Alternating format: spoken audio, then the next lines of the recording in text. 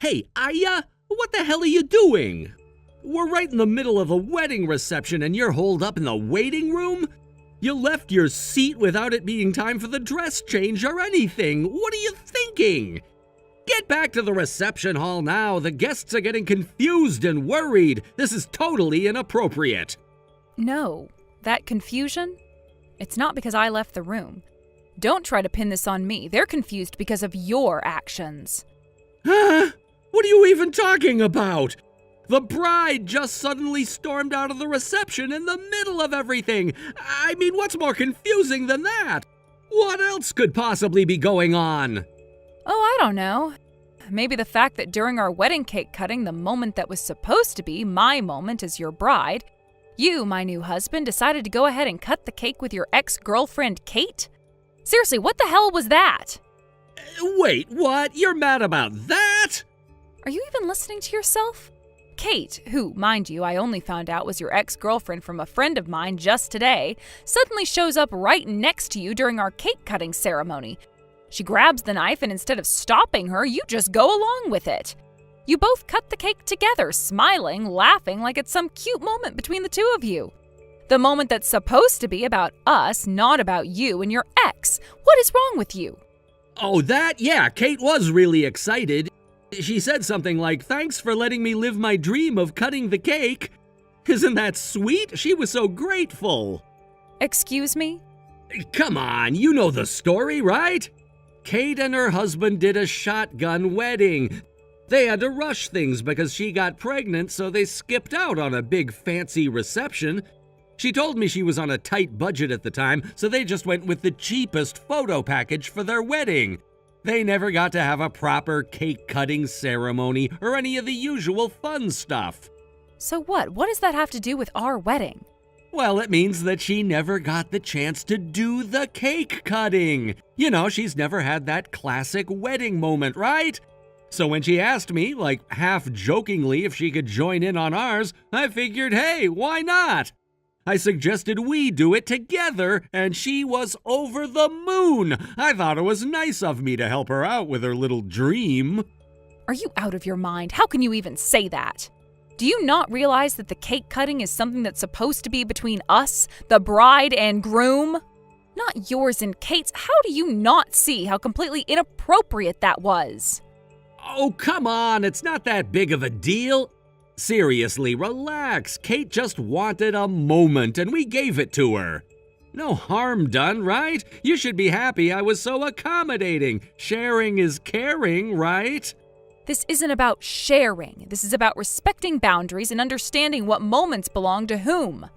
The wedding cake is symbolic. It's one of those significant moments that marks the union of the bride and groom, not the groom and his ex. And you're acting like it's no big deal? Jeez, you're overreacting. You're acting like I ruined the whole wedding or something. It's not like you missed out on anything. We can still take the official photos and everything. Just let it go, okay? Let it go? You really don't get it, do you? You are unbelievable. Look, I don't see why this is such a problem. I just figured since you've had everything else going smoothly and your dream wedding is already happening, you could afford to be a little generous, you know? Show some spirit of compromise, some flexibility. Everything doesn't have to be perfect or go exactly by the book. It's not about perfection. It's about what's right and what's appropriate. This isn't just a little hiccup. This is an enormous breach of trust and respect. How can you not understand that? Okay, fine. You're mad, I get it. But let's be real, this is no reason to throw a tantrum and leave the reception, right? So, can we get back to the reception and finish this thing? The guests are probably wondering where the bride is. Let's not make this a bigger deal than it needs to be. You think we can just pick up where we left off? Like nothing happened? No, we're not going back like this. Not after what you did. What do you mean? You're seriously not coming back? You're gonna stay in the waiting room for the rest of the wedding? That's ridiculous! Hold on, I'm passing the phone to my cousin, Drake. He'll take it from here. Wait, what? Your cousin? Why him? What's going on? You don't know him, right? But don't worry, just keep talking to him. He'll handle this now. I don't have his number. How is this supposed to work? You'll continue talking right here, just like we are now. He'll take over from my phone. Wait, what do you mean he'll take over? Why am I talking to him instead of you? Just listen. He'll explain, and please respond properly.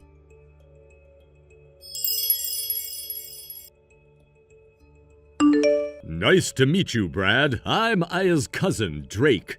Oh, hi. Nice to meet you. We don't really know each other, do we? That's correct. Today's wedding was supposed to be our first meeting, but, well, things turned out this way. I didn't expect to be speaking to you under such circumstances.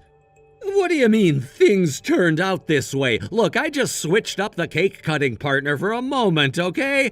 I was just helping an old friend's dream come true, that's all. It's not like I did something crazy. Besides, it was Aya who invited Kate to the wedding in the first place.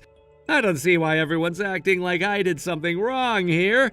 All I did was let an old friend join me for the cake cutting. That's it. You keep calling her an old friend, but let's be honest. It's your ex-girlfriend, isn't it? You're not fooling anyone by calling her something else. If you're so proud of what you did, why not just say it straight up? You only dance around the truth when you know deep down that you messed up. Changing the wording like that only makes you look guilty. No, that's not really... I've already seen the messages between you and Aya. She showed me the entire conversation, so there's no point in trying to downplay things now. I know exactly what went down. You knew what you were doing when you let Kate take part in the cake cutting. You knew it was inappropriate. What? Okay, maybe. I didn't think Aya would be that upset about it. But hey, what's with you anyway? Sure, you're her cousin or whatever, but that doesn't give you the right to interfere this much, does it?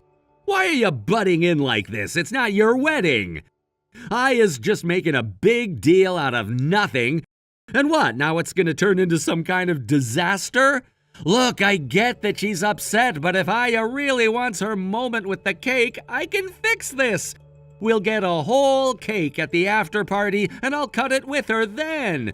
We can have another cake cutting. See? Problem solved, right? There's no need for all this drama. So you're just going to flip out now? I'm not flipping out. I'm pissed. I'm offering a solution here, aren't I? I'm trying to fix this. I'll be the one to apologize to the guests for the delay. I'll make sure everyone understands what happened, and we'll get another cake if that's what it takes. So why don't you tell Aya to just get over it already? It's not that big of a deal. So you're not planning to reflect on your actions at all, I see. Reflect on what? I haven't done anything that needs reflecting on. She's the one making it a big deal, not me. All I did was try to make an old friend's dream come true. It wasn't like I was trying to hurt anyone. Why does everything have to get blown out of proportion? This is ridiculous. I see. Well, if that's the attitude you're going to take, then I'm afraid this is the end for you two. Wait, what do you mean?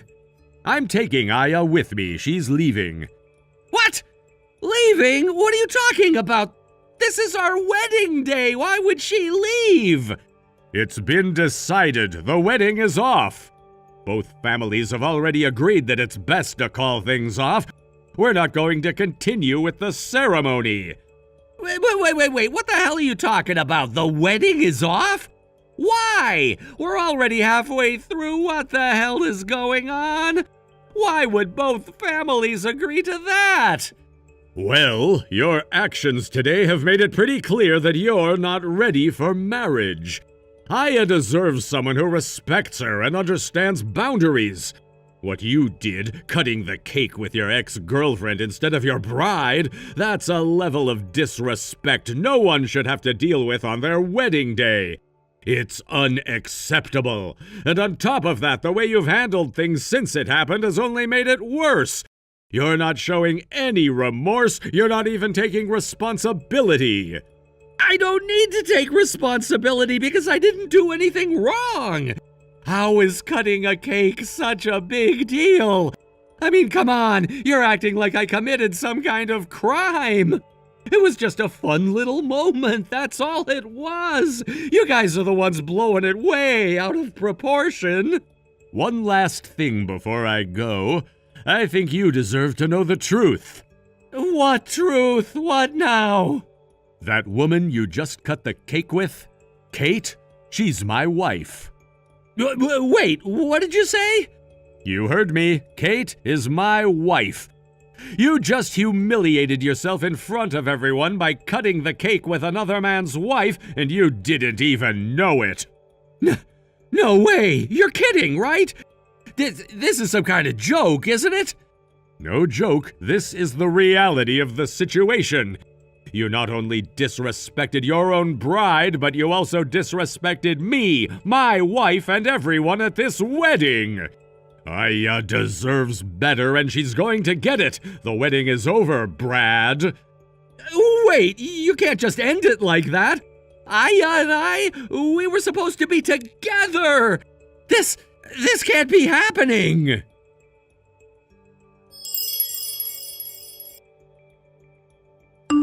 Hey, Aya, canceling the wedding is one thing, but breaking off the engagement entirely? And you've already hired a lawyer? Are you serious? Honestly, I'm starting to question if you're the one who isn't thinking clearly here. What? Do you even understand the significance of a wedding cake cutting ceremony? What it symbolizes? Isn't it just some performance where the bride and groom cut the cake together to serve the guests or something? Wow, you don't even know the basic meaning behind it? Oh, I shouldn't be surprised. What other meaning could there possibly be? It's supposed to symbolize the couple's first act of working together as husband and wife. Wait, what? I'm not saying I'm an expert, but that's the general significance most people are aware of. And before Kate interrupted, the MC literally explained that to the guests. Everyone there was watching the cake cutting through that lens as a symbolic act of unity between us. But instead of cutting the cake with me, your bride, you pushed me aside to do it with your ex-girlfriend with a smile on your face, no less. How do you think that made everyone feel? Wait, you're saying that everyone was seriously horrified by what I did? Horrified might even be an understatement, and that's not all. Do you realize that your ex-girlfriend Kate also happens to be my cousin's wife? I didn't know that. Yes, I'm aware you didn't know. But even without that detail, it doesn't change the fact that you treated me, your bride, like I didn't matter at all. I didn't mean to treat you like that. And let's not forget the other thing. The fact that you were having an affair with Kate while we were engaged, that hasn't changed either, right? No, that's not true at all. Drake hired a private investigator. He's been looking into things for a while. A private investigator? Yep, the final report came in 2 days after the wedding. Wait, what did it say? It confirmed that Kate's affair partner was her ex, Brad. You. No way. Kate broke things off with you because she got pregnant, and you, meanwhile, kept moving forward with me, just like she moved on with Drake. Sure, by the time the wedding happened, you two were no longer seeing each other, but it doesn't change the fact that while we were engaged, you were still involved with her. I can't believe this! They've really dug up all this stuff! There's one more thing, too. Kate is currently 20 weeks pregnant. And there's a growing suspicion that you might actually be the father of her child.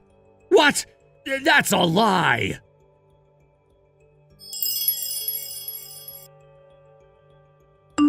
Please, spare me from paying the compensation. You have to help me. Huh? What are you going on about all of a sudden?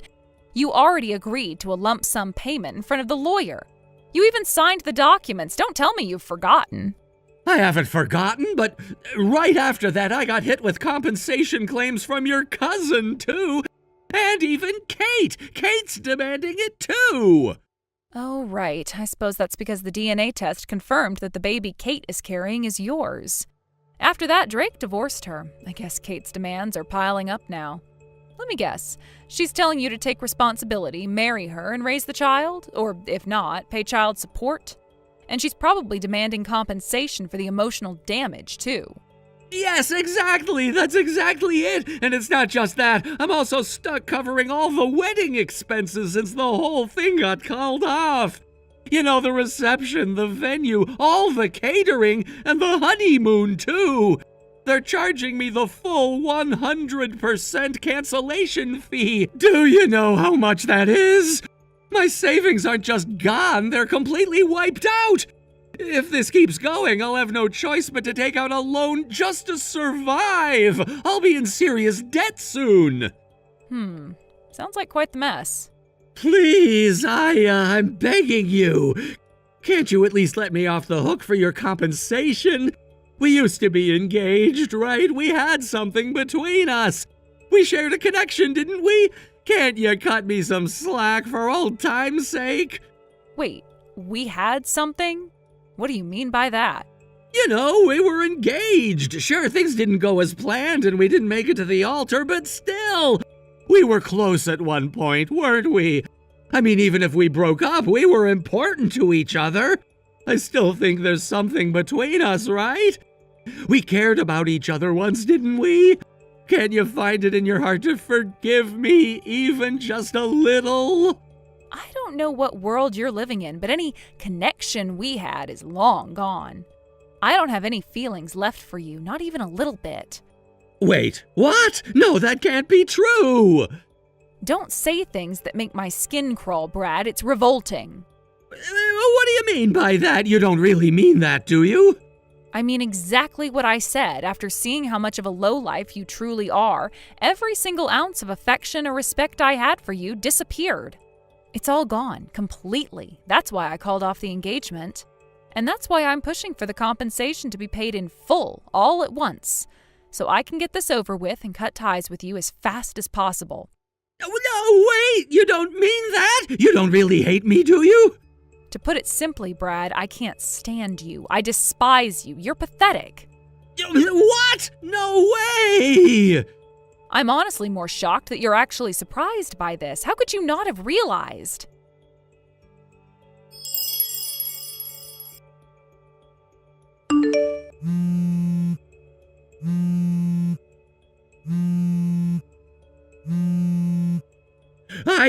What's going on? Why did you move out?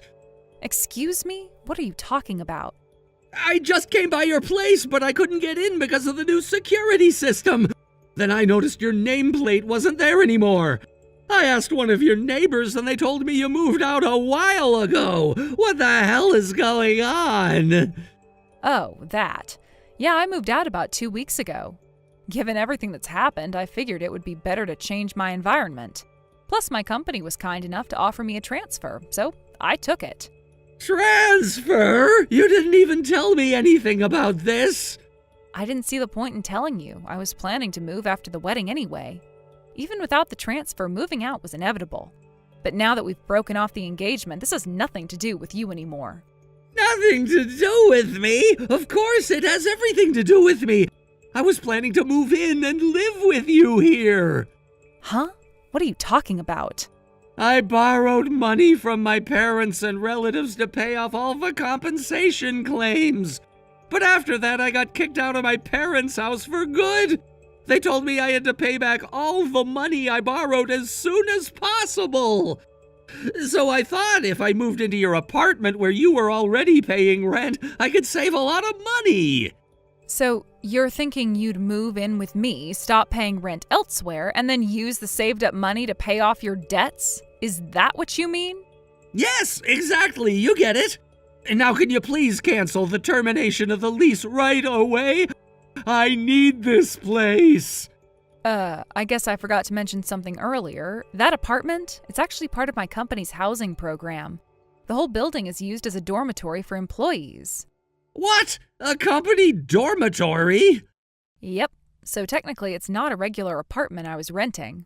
When I got transferred, I vacated one of the dorm rooms for another employee to use. That's how it works. Can't you do something to help me out? There has to be a way, right? You're aware that if you're not an employee of my company, you can't live there, right? That's a basic rule. You're not one of our employees, so there's no way you can just stay there. Actually, I kind of left my job. You what? I had to quit. I mean, after that whole cake cutting disaster at the wedding with Kate, it became impossible for me to stay at work. I had invited my co-workers and even my boss to the wedding, so you can imagine how awkward it became. I felt so ashamed that I couldn't stay at that company anymore. Oh, is that so? I don't have a place to live now. Can't you help me find somewhere? Not my problem. What? This is getting annoying. I think I'll block you now. Goodbye. Daya, wait! Don't do this!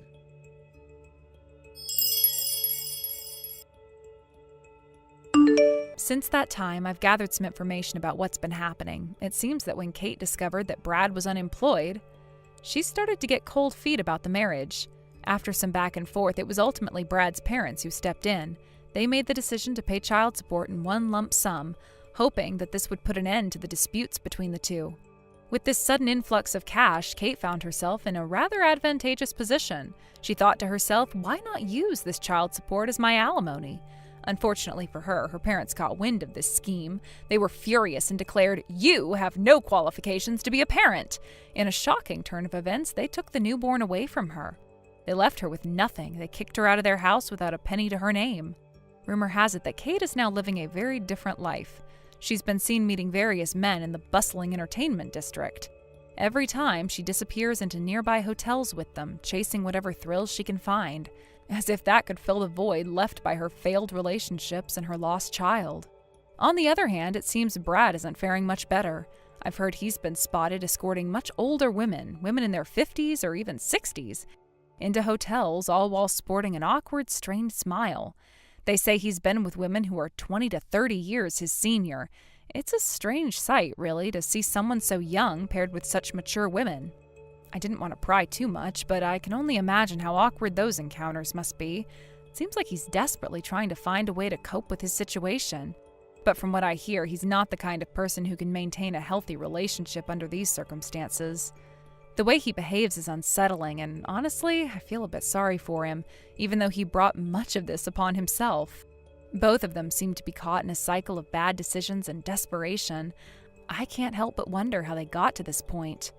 Was it the pressure of their failed relationship that pushed them into these circumstances? Or was it their lack of foresight and maturity? They were once a couple with dreams and aspirations, and now they're just shadows of who they used to be. As for Kate, it's painful to think that she's now defined by her poor choices. Instead of focusing on her child and making a life for herself, she's out there, seeking validation from strangers. I overheard a few whispers about her behavior, and it's hard to imagine that someone who once had a family is now in such a predicament.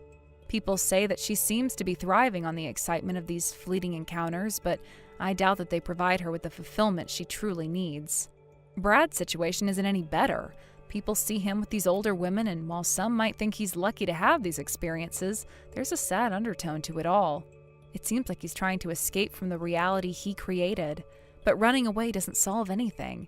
He appears lost and confused, and is desperately searching for something to fill the void left by Kate and the life he could have had. They say that both of them are likely unable to establish any meaningful relationships moving forward. Each of them seems to be trapped in their own cycle of misery, running away from the past but never really confronting it. It's almost as if they're both living parallel lives, steeped in regret but too stubborn to admit their failures. As I reflect on their situations, I can't help but feel a mixture of pity and frustration.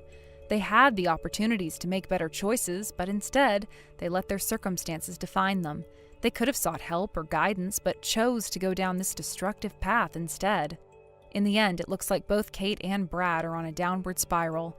They may not realize it yet, but they are playing out the tragic consequences of their decisions. Life has a way of teaching hard lessons, and I can only hope that, in time, they will come to understand the impact of their choices. It would be a shame if they continued down this path, forever trapped in the shadows of what could have been. Thank you for watching and listening. We hope you enjoyed the video. Don't forget to like this video and subscribe. Also, feel free to leave a comment about what you thought of the story. We look forward to seeing you at the next story. Tony?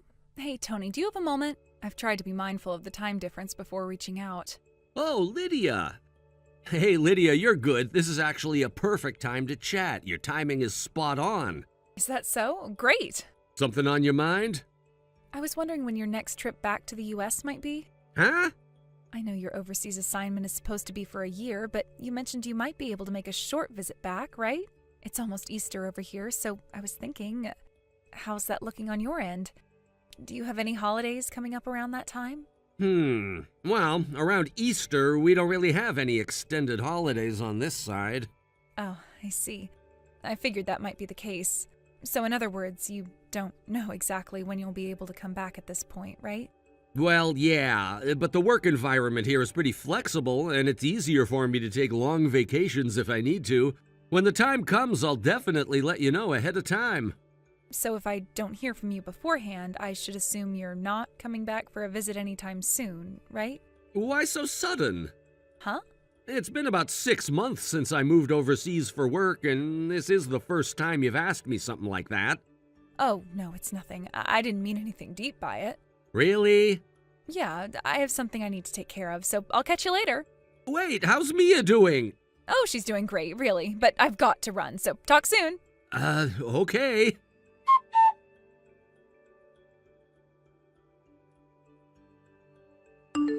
Tony, do you have a moment? Huh? Mom, is that you? I wasn't sure about the time difference over there, so I thought I'd just try texting.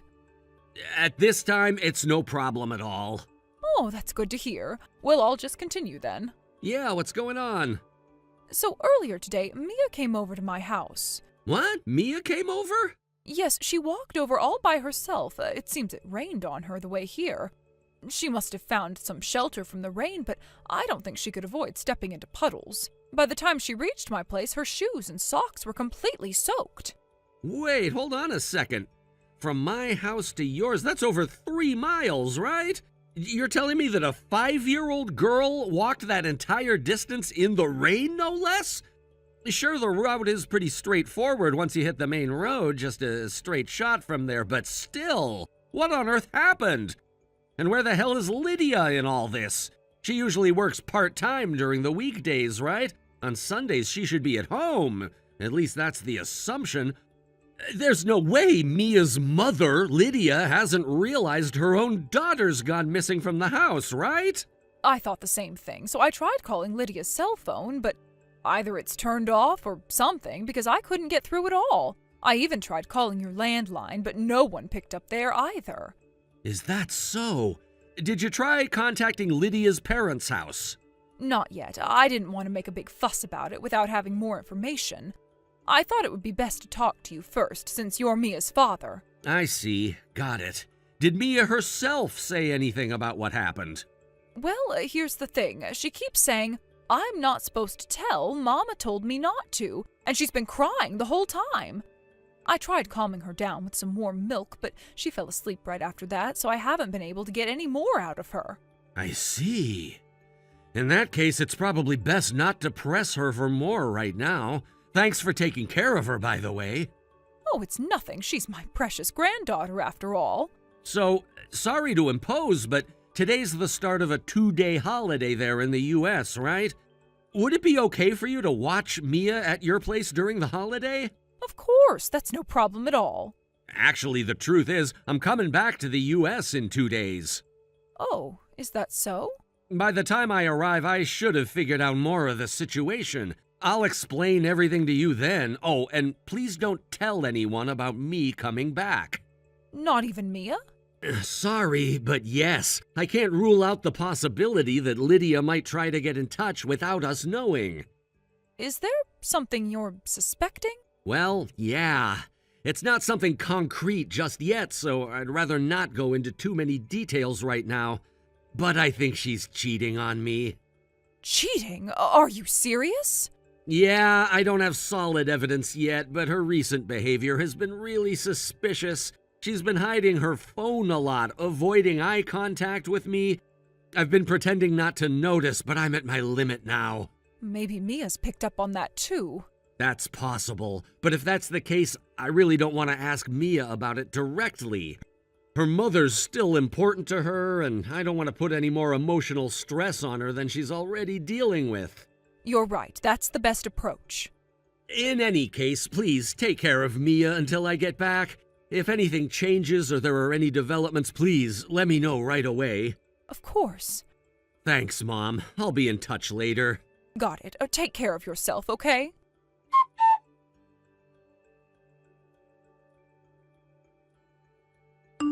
Lydia, do you have a moment? Oh, Tony, is that you? I don't really have anything urgent to discuss, but I had some free time, so I thought I'd check in and see how you're doing. Are you doing well? Yes, I'm doing great. Mia and I are having a lot of fun together. That's good to hear. How about you? How's life overseas treating you? I remember you mentioning that there was a famous tourist spot nearby. Have you had a chance to visit it yet?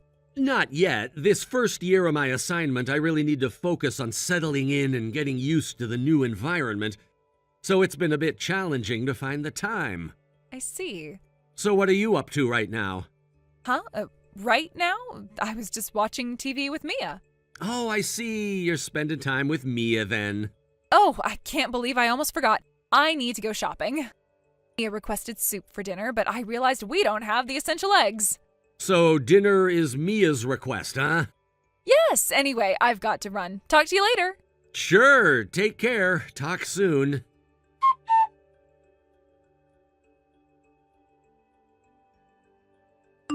Mom, I'm back in the U.S. Welcome home, Tony. Thank you. Feels good to be back. So you're coming straight here instead of going home, right? Yeah, sorry about that, but I'll be relying on you for a bit. By the way, Mia has been with you this whole time, right? Yes, she has. Today's the last day of the 2-day holiday, but she's been at my house the entire time. So that means Lydia has been lying after all. I texted her earlier asking how's Mia, and she replied that they're spending time together at home. I see. There hasn't been any sign that she's worried about Mia being gone. I wonder what she's thinking. In any case, I'll tell you everything I know when I get back. Right now, I'm on the bus. I'm gonna stop by the private investigator I hired to hear their report on the way home. I think I'll arrive at your place in the evening. Got it. Oh, please take care.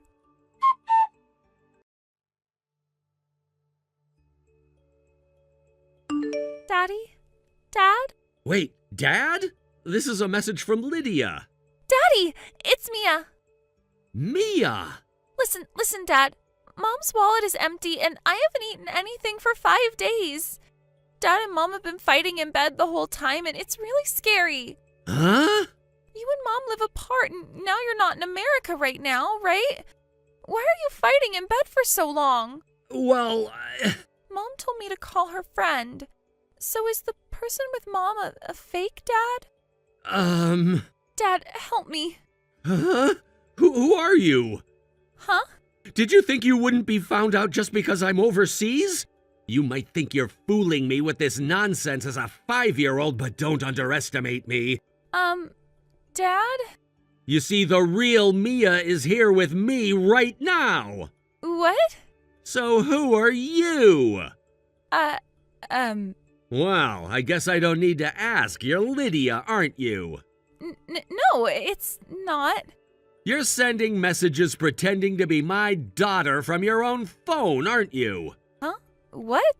By the way, you said Mia is with you?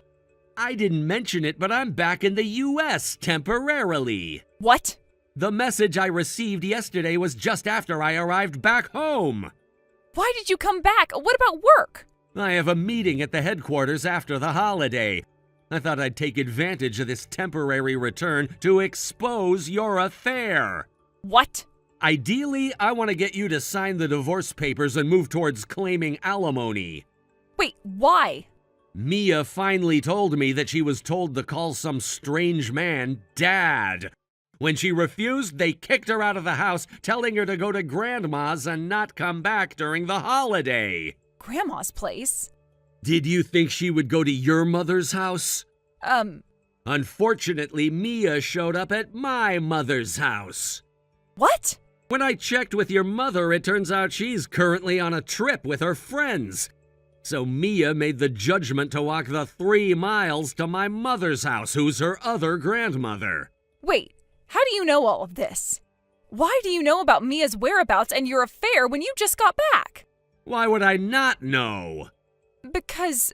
That area is my hometown, you know. I have friends, relatives, and neighbors I've known since my parents' generation. Do you have any idea how many people I know? Huh? But isn't your family home? Are you misunderstanding something? My mom currently lives alone in an apartment about 3 miles away from her job. But 10 years ago, before my dad passed away, the 3 of us lived in a rental apartment near my childhood home. No way. Oh, by the way, it's too late to try to escape with the affair partner you brought in. What? Your father, my uncle, and his wife, and the affair partner's wife are all waiting in front of my house. No way. And me too. I just arrived. No way. You weren't with Mia? I was with her until a moment ago. I was messaging you while taking a taxi here, so now I left her with my mom. What is that? Well, time to storm your affair scene. Wait!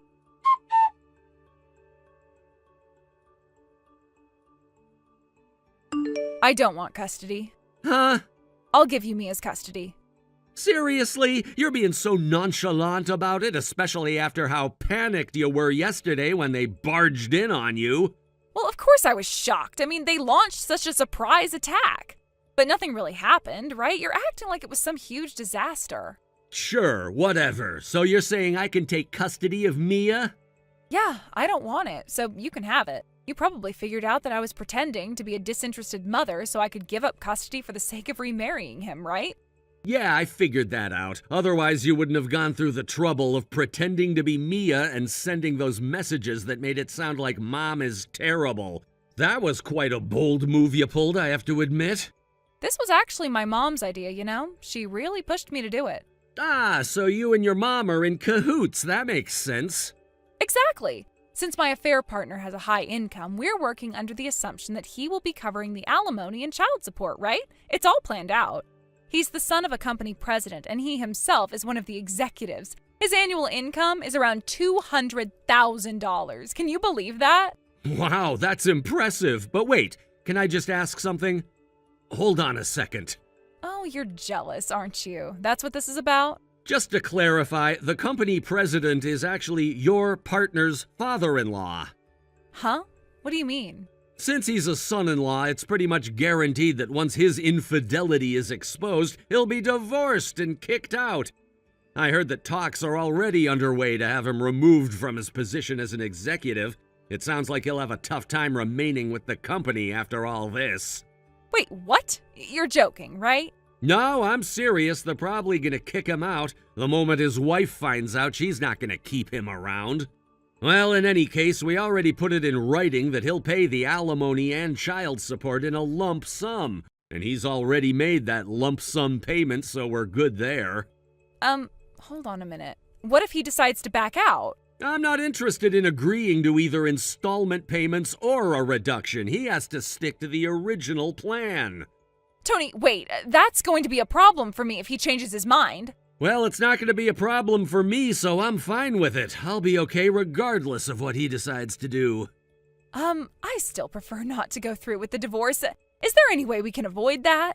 No way in hell. You're making this harder than it needs to be. Seriously? You're just going to leave me hanging like this? From now on, communicate through your lawyer. I don't want to deal with this directly anymore. It's not worth the hassle. See ya. What am I going to do? I don't have any money right now. This is such a mess. I thought things would be different. I thought I could manage the situation, but now it feels like it's spiraling out of control. Maybe if you hadn't made those choices, we wouldn't be in this situation right now. You have to think about the consequences of your actions. Consequences? It's not like I wanted things to turn out this way. You think I planned for my life to become a total disaster? I'm just trying to figure out how to keep my head above water. You should have thought about that before getting involved in all this. It's not just about you anymore. Mia's future is on the line, and we need to think about what's best for her. Right, of course, Mia. But how do I take care of her if I'm broke? I can't just wave a magic wand and fix everything. And that's why you told me to take full custody, right? Maybe it's time to start taking responsibility for your decisions. You need to figure this out on your own.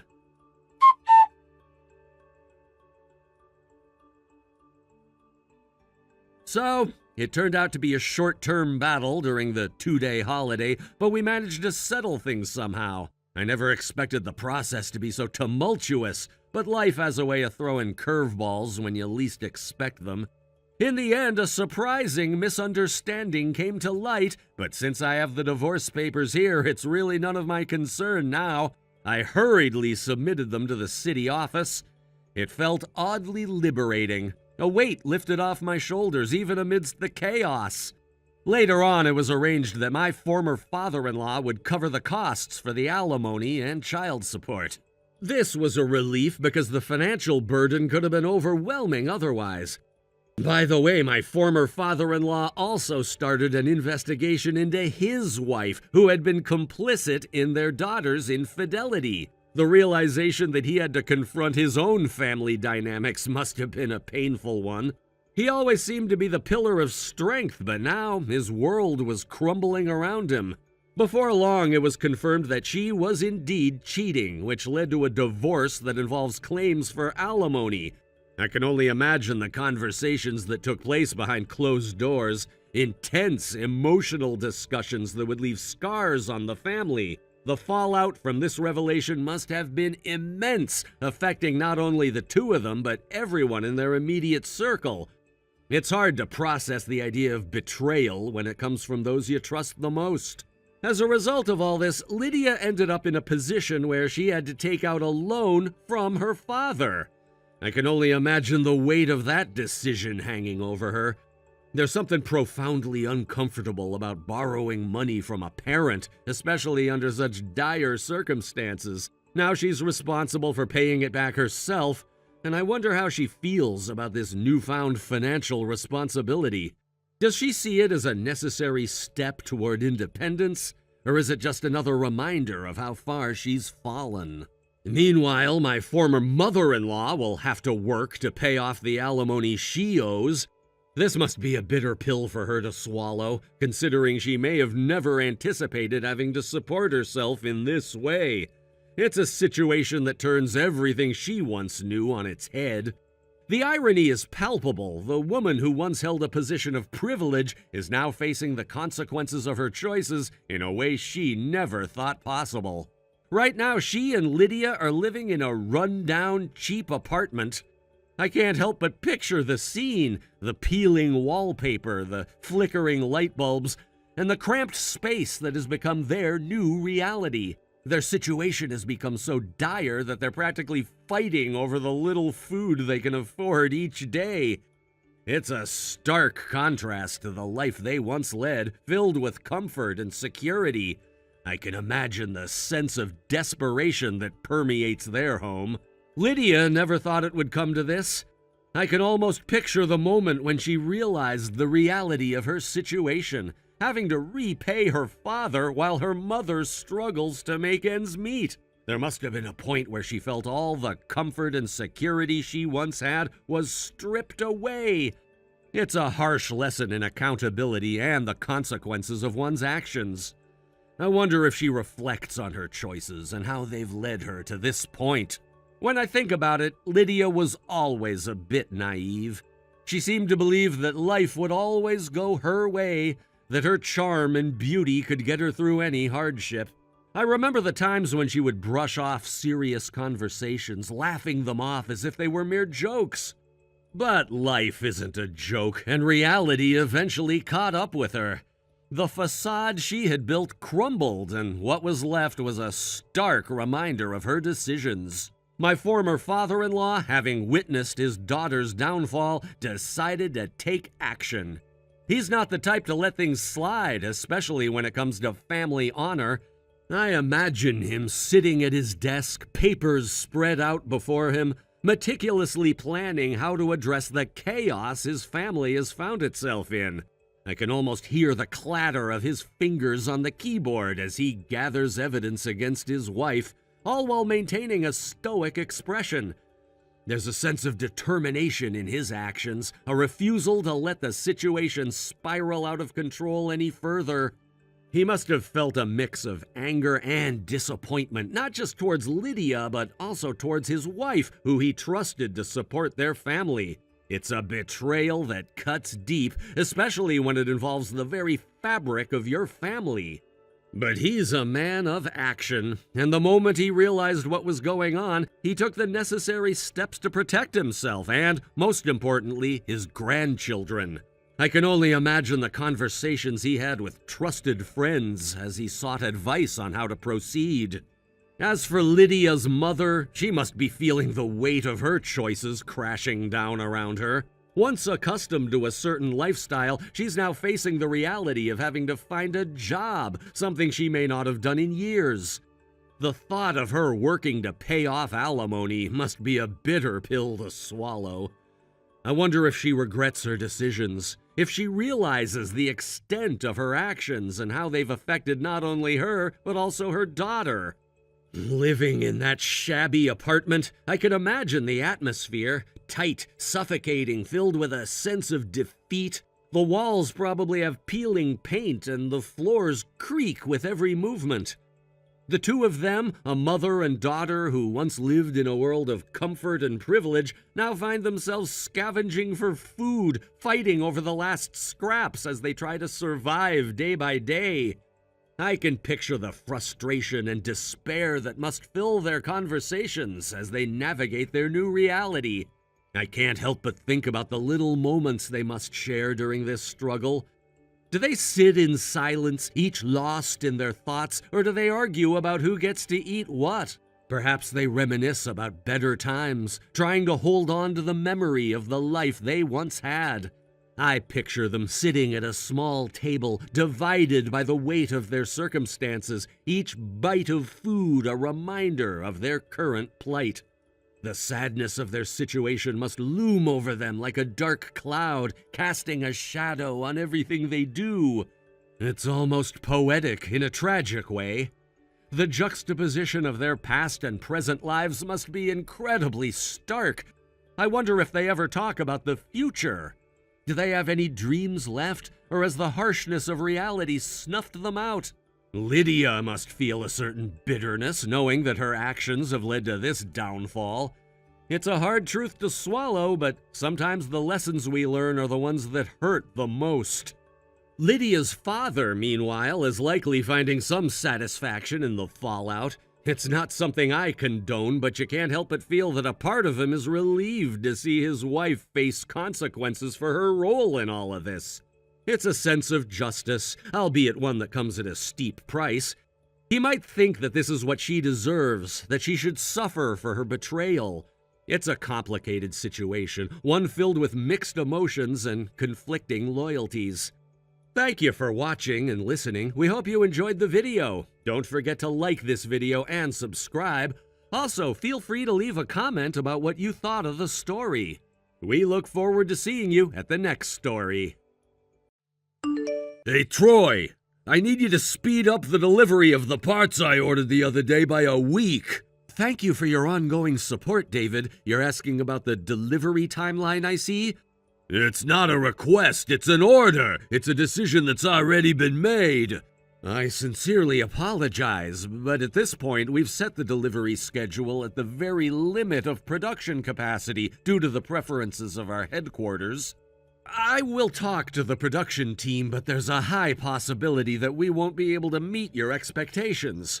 I told you that moving the delivery date up is a decision that's already been made. You're in a position where you're receiving work from us, so don't argue with me. As much as I would like to comply, the reality is that any further shortening of the delivery timeline will lead to increased overtime for our employees, which in turn raises our costs. Normally, this would mean we would have to charge a special expedited fee. Moreover, having to move it up by a week at this point is unrealistic in terms of our schedule.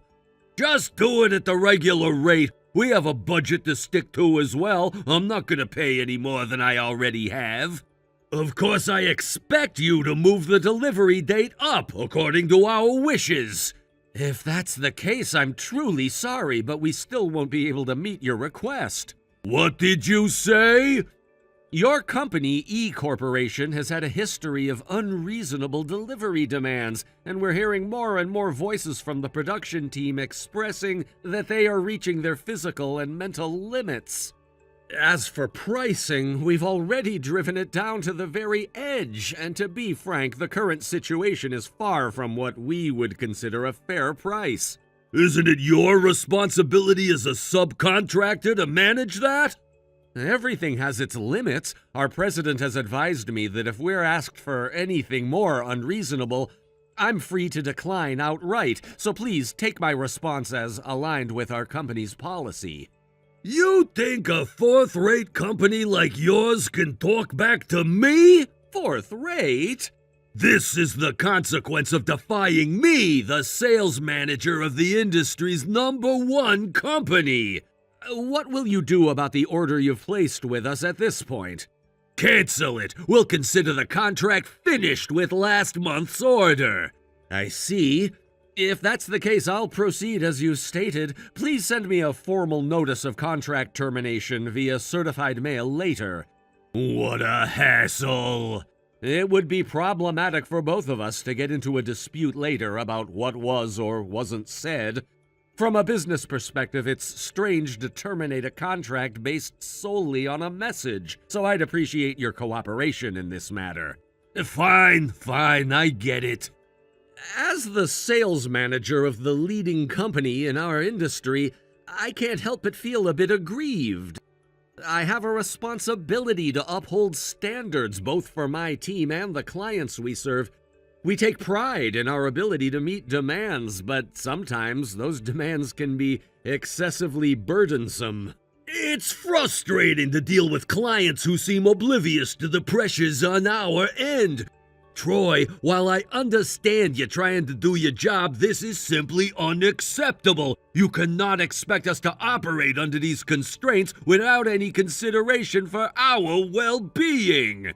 I know it's a tough situation, but my hands are tied. I have to stick to our internal guidelines and the limits that have been set. We can't sacrifice our employees' health for a hasty timeline. If we push them too hard, we risk quality and output. This isn't just about you, David. It affects us as well. If I don't meet my clients' demands, I risk losing my job. It's a competitive environment, and every decision counts. I have quotas to meet, and I can't afford to let anyone down. I get that, but what you need to understand is that I have a duty to my team as well. They work hard, and they deserve to be respected. Pressuring them beyond their limits only leads to burnout and dissatisfaction. We can't have that if we want to maintain a healthy work environment.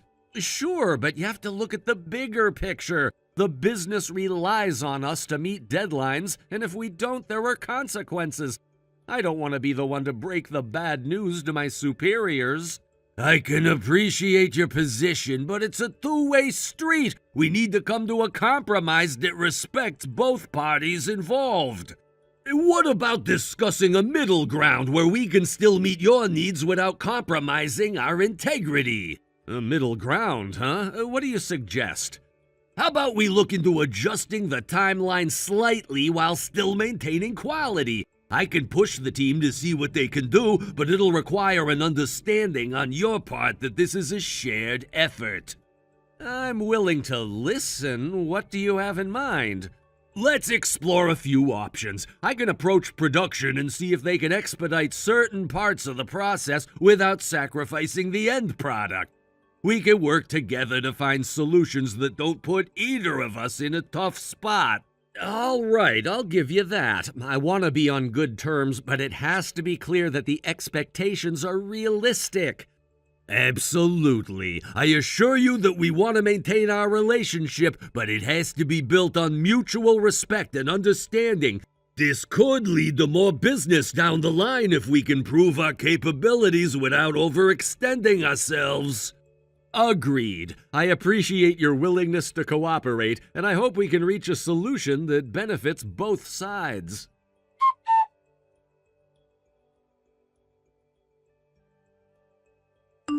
Hello, Sam. I hope you're doing well.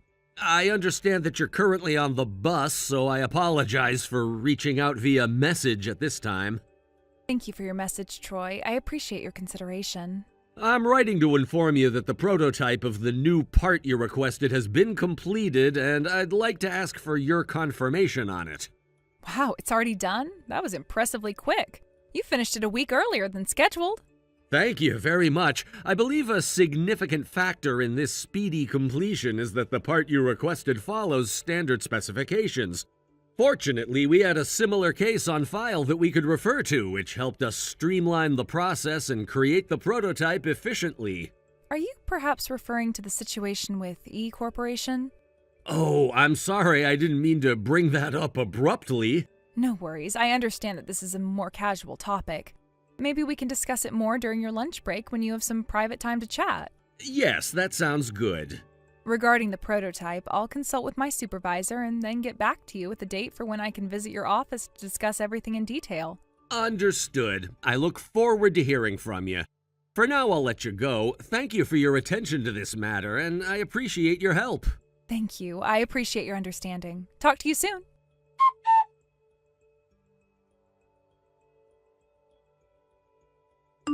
Hey, Sam. Sorry to keep you waiting. Are you still on the bus? Yes, Troy, I was just continuing our previous conversation.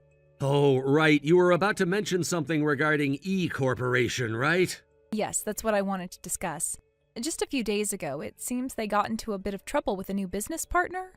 Oh? What happened? After they stopped doing business with your company, they tried to request the same parts from a factory in the neighboring town.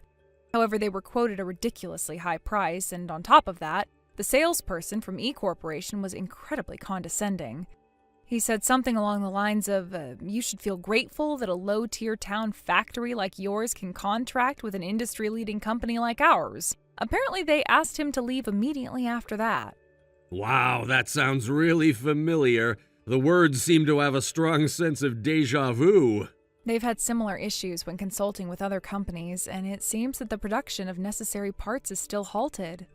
As a result, they're facing delays in delivering their final products. You know, it could very well be the same salesperson who was handling our accounts. I had a feeling that might be the case. Every time something came up, he'd proudly proclaim, "I'm the sales manager of the industry's #1 company." What a character. By the way, I should mention that our company, A Corporation, actually took over that title a few years ago. Oh, right. I remember that now. So with all of this happening, it seems that word of their blunders has spread to our company. It might come crawling back to you soon, begging to resume business. Got it. I'll stay vigilant just in case. Thanks for the heads up. Of course. If the information is useful, then that's all I need. Oh, by the way, my dad mentioned that he wants to play shogi with you again. Oh, really? He's all fired up and said he's definitely going to win this time. Please, tell him to go easy on me. Consider it done. Plus, the preparations for our wedding are nearing the final stages, and we've just finalized the contract for our new home. There's so much to look forward to. Yeah, definitely.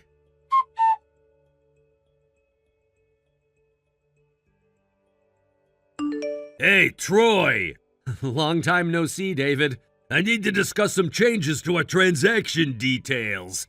It's a holiday today, you know. Just listen! The parts scheduled for delivery were supposed to be just the ones from the contract we had 2 months ago, but I've decided that we're going to continue our business relationship after all.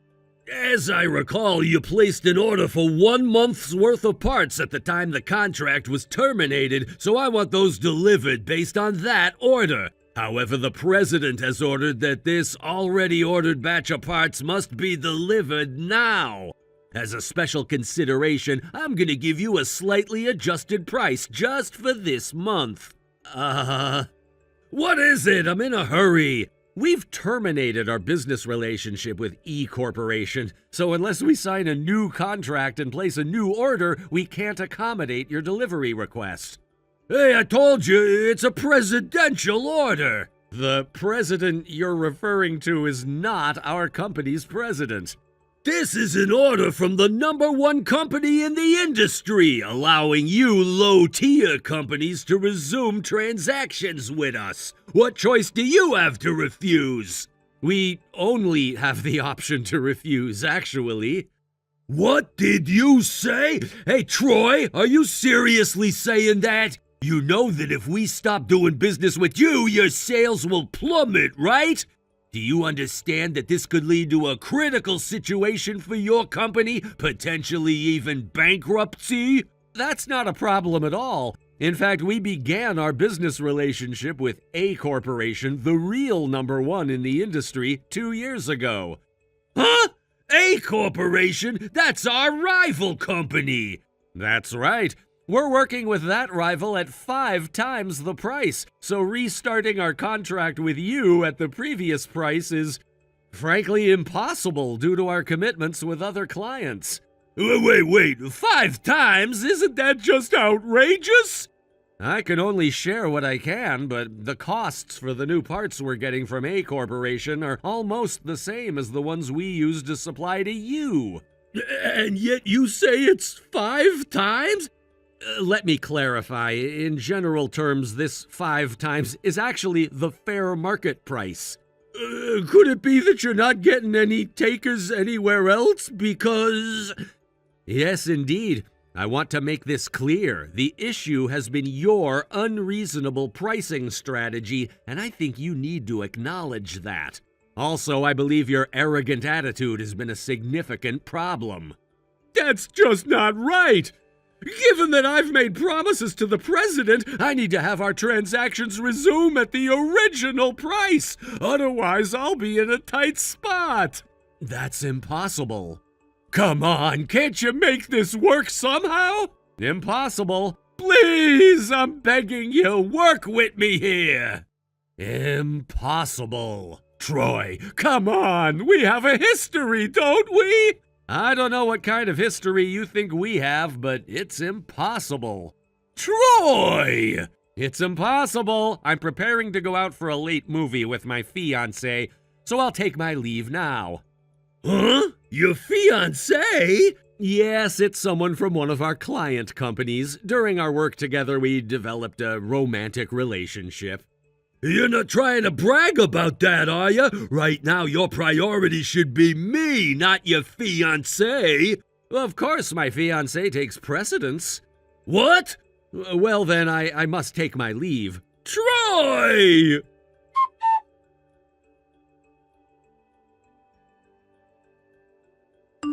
Sam, you're already on your way out, right? Yeah, I just got on the bus at A-Town Station. Great. I wanted to chat with you quickly before you reach your destination. There's something important I wanted to bring up. I received a message today from that sales rep at E Company, the one who contacted us a while ago. Remember him? Wait, are you talking about the guy who claims to work for the industry's #1 company? You mean the same person that we had that huge issue with? Exactly. It seems he's not only unprofessional, but also completely out of touch with reality. He was shocked when I explained what the proper pricing should be for the new contract, especially compared to the extremely low prices they were used to setting with us in the past. Wow, are you serious? How could he not know basic pricing information? That's sales 101. I can't believe how incompetent someone at that level could be.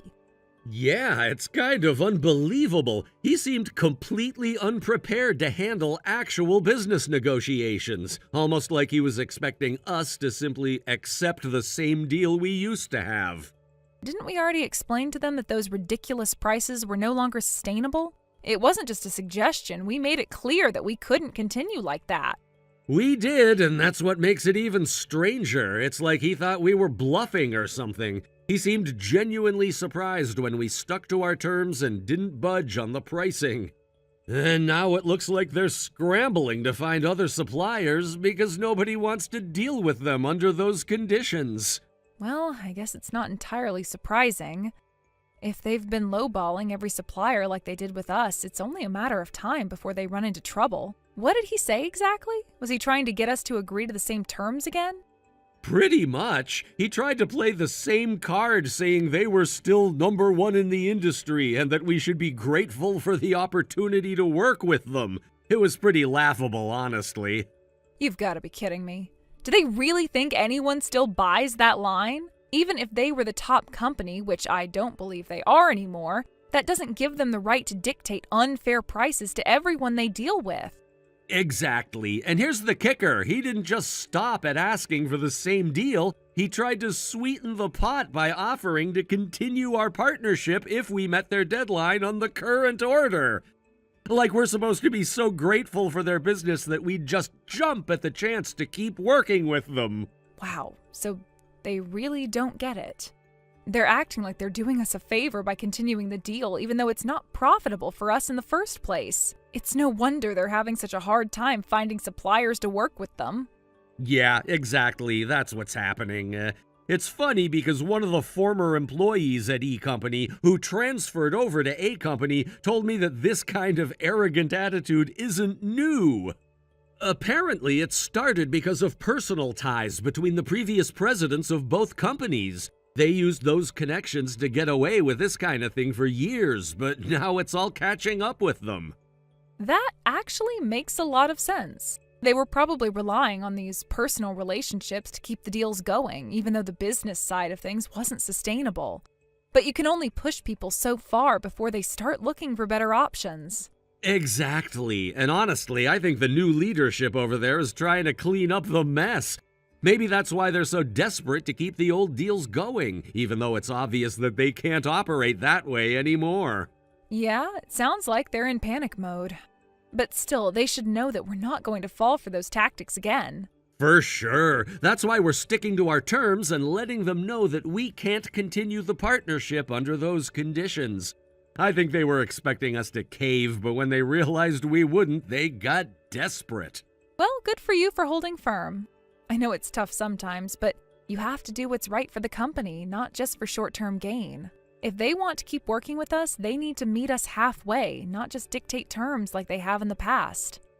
Exactly. And I think this situation is going to be a wake-up call for them. They can't keep treating suppliers like this and expect everyone to just go along with it. Eventually, they'll have to adjust or they'll lose out entirely. Yeah, no doubt. It'll be interesting to see how they respond when they realize they can't find anyone else willing to work with them under those conditions. Hopefully, they'll learn from this and start treating their partners with the respect they deserve. I hope so too. Anyway, thanks for letting me vent about this. It's been a frustrating situation, but I feel better now that we're sticking to our guns. No problem at all. I'm glad we talked about it.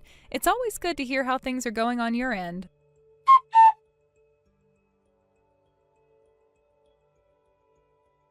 In the end, E Corporation was unable to secure a new business partner to replace our company. As a result, they faced significant challenges, particularly in delivering their products on time. The inability to meet their obligations meant that deadlines were missed, and the consequences of that failure were severe for the entire company. David, who was the primary contact for this issue, was held responsible for the fallout. Due to this failure, he faced not only a demotion but also a salary reduction. It was a harsh punishment, and he was effectively sidelined from his previous role in what could be described as a triple whammy: demotion, decreased pay, and a transfer to a less desirable position. This was undoubtedly a significant blow to his career and reputation. The president of E Corporation, realizing the gravity of the situation, also stepped forward to apologize. He took responsibility for the company's delay in understanding and addressing the issues that had arisen. As the head of the company, it was his duty to ensure everything ran smoothly, and he acknowledged that they had fallen short in this instance. His public acknowledgement of the failure was meant to reassure both employees and clients that they were aware of the problems and were committed to resolving them. Despite the setbacks, E Corporation is still a reasonably large and well-established company. Thankfully, they managed to avoid a crisis that could have spiraled into bankruptcy. The situation could have been much worse, potentially leading to layoffs and financial ruin for many employees. Fortunately, it appears that no one ended up in dire straits as a result of this particular incident, which was a relief for the employees who relied on their jobs to support their families. However, about a month after the initial incident, new developments emerged. It seems that David, in his new position after being transferred, made some sort of mistake that led to further complications. The details of what happened are somewhat murky, but the end result was clear. He was ultimately let go from the company altogether. This termination not only ended his employment, but also had a lasting impact on his career trajectory. Now, David is in a precarious situation. He appears to be holed up alone in his apartment, unemployed, and likely feeling the weight of his circumstances. The transition from a relatively stable career to this position of uncertainty has undoubtedly taken a toll on him. Given that he's probably behind on rent payments, it's likely just a matter of time before he faces eviction. The combination of his job loss and financial troubles has put him in a difficult position, leaving him to navigate the challenges of unemployment and potential homelessness.